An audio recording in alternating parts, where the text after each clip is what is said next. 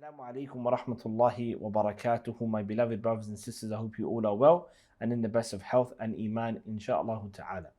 When I was first starting up when it comes to seeking knowledge, and I started to be around other people that were also seeking knowledge, when we would talk about studying the tafsir, and the tafsir I mean by the explanation, the commentary, the tafsir of the Quran, the book which basically has been compiled, which basically explains for us the meanings within the Quran and what Allah subhanahu wa ta'ala intends.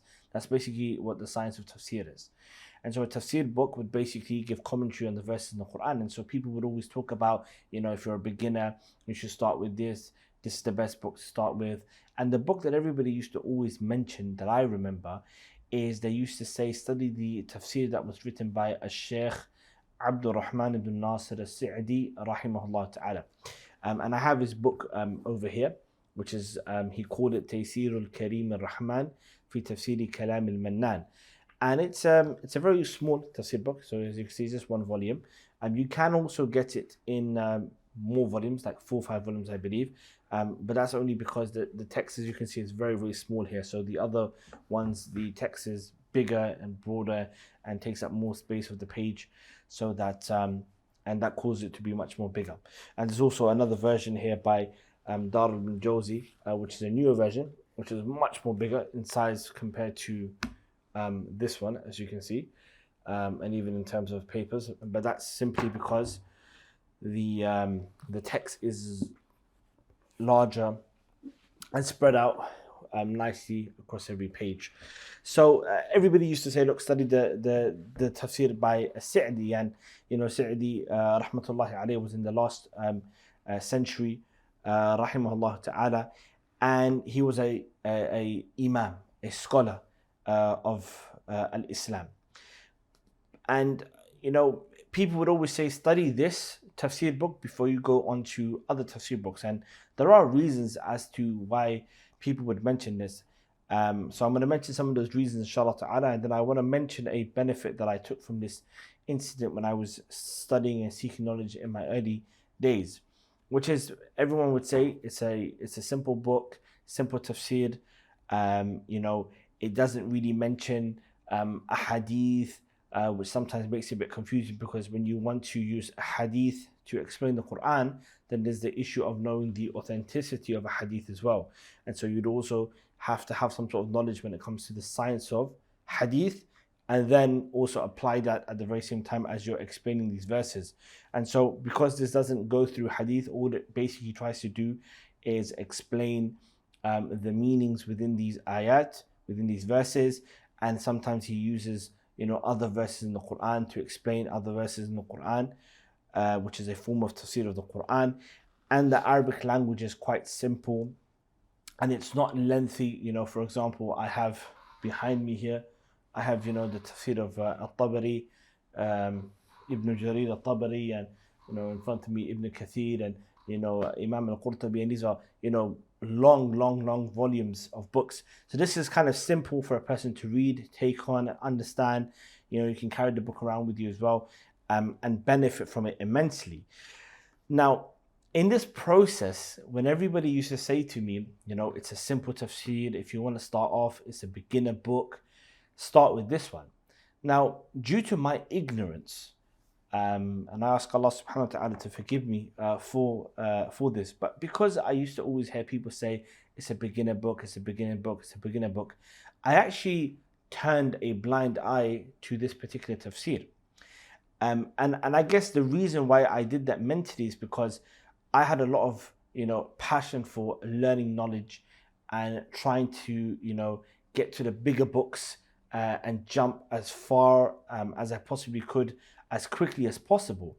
And so when people used to say that this is a beginner book, I thought, this is probably so basic that I could find much more information in the books like the tafsir written by Al-Imam Ibn Kathir. And so instead of me kind of focusing on this, what I started to do was I brought the tafsir of Ibn Kathir, I brought the tafsir of, in fact it was gifted to me, the tafsir of Imam Al-Qurtubi, and many other bigger and more complex tafsir books. And I spent my time, reading them, benefiting from them. And obviously, I did find a lot of obstacles in that path because, as I mentioned, a lot of these other tafsir books, they rely upon many other sciences collectively to explain the Quran. For example, when you go to the tafsir of Ibn Kathir, you're going to find a hadith and athar from the Sahaba and the Prophet ﷺ. And then there's the issue of authenticity here. And then you have, for example, Al-Imam Al-Qurtubi's tafsir, which is a tafsir when it comes to the ahkam of the Quran. So he tries to extract rulings and fiqh from the Quran. And he, goes into deeper issues. For example, he'll talk about issues of qira'at, and different ways in which some of these verses are recited, and then benefits that are taken from them, and the chains of narration from the Sahaba. And so it was quite a heavy load for a very early stage. And so I still continued that path for a very long time, and I didn't really look at the tafsir of As-Sa'di because I just thought to myself, if it's such a beginner book, I don't really want to study it. I want to get something which is a bit more juicier, has more information, it compounds itself with more sciences. And so I never actually touched it until 2 years ago. Until 2 years ago, 2022, when I basically decided to take a path to go and study in Pakistan. Okay, Pakistan, however you want to say it, Pakistan. I decided to go to Pakistan because I'm originally from Pakistan, and I went to Pakistan on a trip back in 2022, and I came in contact with some amazing, beautiful brothers that are talabatul ilm, great, amazing students of knowledge, and they put me in contact with a sheikh in Pakistan, specifically in Lahore, and I visited him, and I was amazed by his knowledge, his adab, everything that he had with him, the way he carried himself, his understanding of the Arabic language. Because one of the things you do find when you go to the subcontinent, a lot of the scholars, they might understand the grammatical rules of the Arabic language, but they can't actually speak Arabic. And even with the Quran, sometimes they become, they might not have the the makharij and the pronunciation, the articulation of the letters as best as, for example, a Arab speaking scholar would. And so when I found this sheikh, my Sheikh Diyallah, Hafidhullah Ta'ala, I was amazed. His Arabic was fluent, the way he recited the Quran, and he mentioned the hadith of the Prophet ﷺ, and his ilm put together. It was amazing. So I decided to go and study for a few months with him in Pakistan. And one of the things that he wanted to study with us was the tafsir of As-Sa'di. Now, I have to be honest, when the Sheikh, he offered the book and he said, but this is what we're going to do, I wasn't really excited. I was excited because, it's tafsir and I know the Sheikh has ilm. But for me, because of the fact that I'd always heard Tafsir Al-Sa'di is such a simple book, I didn't really have the excitement that, we're going to study some amazing tafsir where we're going to dive deep into, the lugha, the language, and, understand benefits from the ayat and etc. But at the very same time, I didn't really have a choice. I can't really argue with my sheikh.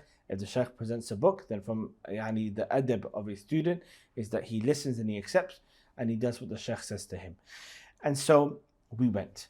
And I remember the very first lesson that we did of the tafsir, where we started with Surah Al-Fatiha, and in fact we started with the Basmala first, because at the beginning of the Quran you have Surah Al-Fatiha and you start with the Basmala by saying Bismillahir Rahmanir Rahim. By the way, Basmala means Bismillah Rahman Rahim. And we read the explanation of the Sheikh As-Sa'di, and I have to say, Wallahi al-Azim, and Allah is my witness, I was shocked and amazed at the ilm and the fahm of the Sheikh Abdul Rahman ibn Nasir Sa'di, and the way he worded and explained his tafsir. It was in that dars, in that lesson with my Sheikh, that I realized that I had downplayed this book, and perhaps many other people have as well, because of this notion when everybody says, oh, Tafsir of Sa'di is a simple book, especially when the people have a lot of hirs and a lot of passion to go higher and deeper and study more. When you tell them that, some people, they might overlook it, just like I did. But after studying this and just taking the Basmala alone, I was shocked. And the way that, at times when the Sheikh was teaching me, and I said, Sheikh, is this your understanding? And he said, no. This is not my understanding. I'm just explaining to you why Sa'di said this. To show to you that when Sa'di said X, Y, and Z, and he explained the verse like this, it's based upon ulum and sciences and hadith and principles of the religion that he's applied together, and he summarized it for you in these words. And that just shows to you how precise and how eloquent the Shaykh was, and how deep his knowledge was. And just to kind of give you guys an example, because this did amaze me, and I was truly amazed by this, even though that the principle here that I'm going to mention, I have studied it previously, but sometimes when you hear something the first time, it doesn't really settle with you as much as the second time. But I'll mention to you. So the Shaykh Rahmatullahi alayhi, at the beginning of the Basmala, okay, he starts off and he says Bismillah ar-Rahman ar-Rahim, and in Surah Al-Fatiha, and then he explains the Basmala. And he says he says Abtadi'u, he says I start. So Basmala means when you say Bismillah ar-Rahman ar-Rahim, he says it means Abtadi'u, I start, bi kulli ismin, with every name, lillahi ta'ala, with every name of Allah subhanahu wa ta'ala. Now this amazed me, because I was like, wait, when we say Bismillahir Rahmanir Rahim, I'm saying I'm starting, with the name of Allah, who is Ar-Rahman Ar-Rahim, who is the most merciful from those that are merciful. I mean, the name that I'm starting with is that I'm using the name Allah. But the Shaykh says, Abtadi'u bi kulli ismin, I'm starting with every single name, lillahi ta'ala, that belongs to Allah subhanahu wa ta'ala. So I was like, why? How is the Shaykh saying that this statement of the Basmala is not just saying I'm starting with the name of Allah, but I'm starting with all of the names of Allah? And then he says, لِأَنَّ اللَّفْظ, he says, because of the word ism. The word ism, when you say Bismillah, the ba ism, and then Allah, the ism, the word ism there, he says that word, it's a mufrad and it's a mudaf. Not to get into the technicalities, but mufrad basically means it's a singular word, okay? It's a mufrad. And I say mudaf means that it's being attributed to something, okay? So if I say Muhammad's pen, okay? Muhammad's pen. The pen is being attributed to Muhammad, okay? So when you say Bismillah, Ismillah, the name of Allah, the name is being attributed to Allah, okay? Then I'm starting with the name of Allah. So the word ism here is being attributed to the word Allah, and therefore it's considered to be a mudaf. Point is, it's a mufrad and it's a mudaf. And because of these two qualities, فَيَعُمُّ جَمِيعَ الْأَسْمَاءِ الْحُسْنَى. When that happens, when you have a word and it is a mufrad, and it's also it's a ism al-jins, which is another thing that you learn inshallah when you study Arabic and usul al-fiqh, and it's a mudaf, then when that happens, it doesn't mean that you're just referring to that one particular thing, but you're referring to all of those things that come under that category. And so when you say Bismillah, it's fascinating that based upon the grammar rules, that you're not just saying I'm starting with the name of Allah. You're saying that I'm starting with every single name that belongs to Allah subhanahu wa ta'ala, who is Ar-Rahman Ar-Rahim. And that one little sentence was enough to just throw me away. And I was just in awe of the Shaykh. And I said, wow. Because that particular line is the first sentence of the tafsir. And he's applying principles from, usul al-fiqh or al-qawa'id al-fiqhiyya. And at the same time, he's applying rules from the Arabic language, and he's applying that onto the verse from the Quran, and he's showing some benefits for you. And I was like, I cannot believe that I downplayed this tafsir for such a long time. And I ask Allah subhanahu wa ta'ala to forgive me. And then from then onwards, we continued our studies, and every lesson we took, I was again amazed at the Shaykh's understanding and his fahm of the Quran and the way that he explained it.